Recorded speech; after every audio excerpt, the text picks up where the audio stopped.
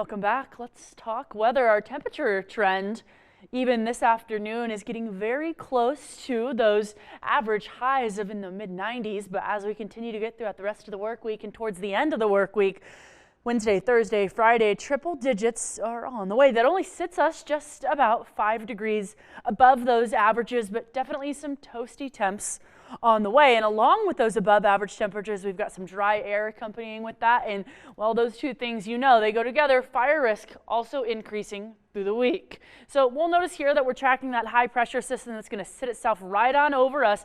Actually, in the late work week, some of the southern regions might be looking at some showers, but again, it's going to be very hot and very dry. We'll continue to track that as we look closer and closer. Now, we do have a little bit of some action over the Midwest as, Beryl moves on through, but we're looking at, again, those clear and hot skies, because even as we take a look 6 to 10 days out, that temperature outlook has us sitting well above those normals. We're looking at those reds, those darker reds, even those browns through not even just our forecast region, but stretching across a lot of the Great Basin. Even in some of those cooler regions this past weekend, we broke some temperatures over to the west of us. Now, our latest drought monitor does have us sitting only in that dry zone, which is a little bit of a shift compared to what we were watching. We were sitting in that moderate zone in some areas.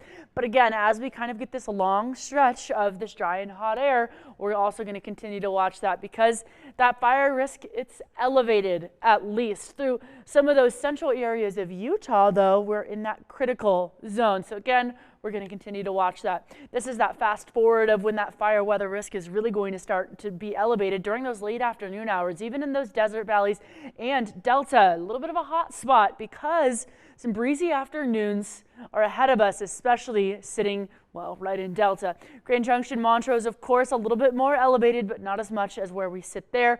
And even down the I-70 corridor, we are sitting in that kind of moderate, maybe pushing to be in that high zone for things.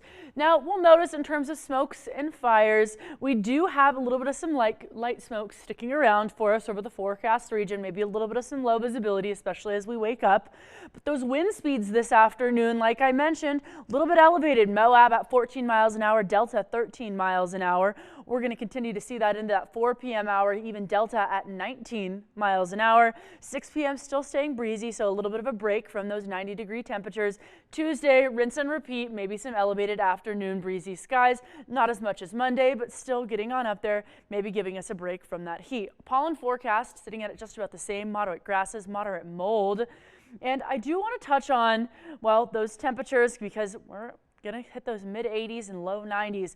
That sets us closer to those seasonal averages, but the record high of 104, those triple digits, we're going to start to get close to that towards the end of the work week. And towards the end of the work week, still staying dry. The weekend, though, we could be shifting, but of course that's a little bit far out. We'll continue to watch that as we get closer and closer. But yes, that's right, 100, 102, 101 through the end of the work week. Right now, enjoy these first couple of days with Montrose not being very far behind, as we do watch those 80s today and tomorrow, but then we'll push to be in those 90s again on Friday and Saturday.